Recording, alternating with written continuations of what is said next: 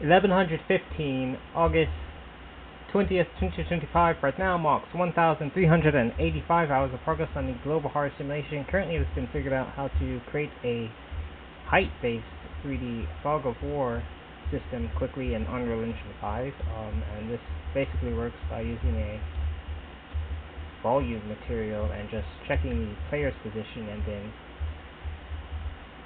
setting a certain value on the fog material to make certain pixels disappear. And so basically wherever the player is, there's basically a distance check, and so that dissipates it. And now the effect isn't entirely complete, as it doesn't leave a trail behind, but it does do what most of the tutorials don't show, which is get it to work with height, as a lot of the Unreal Engine 5 fog of war tutorials are just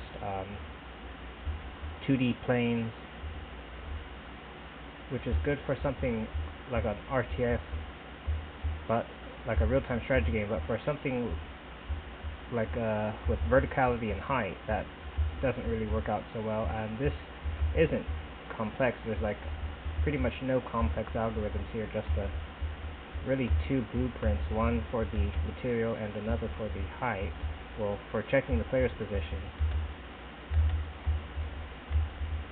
And then, well, actually it's just one material and one blueprint.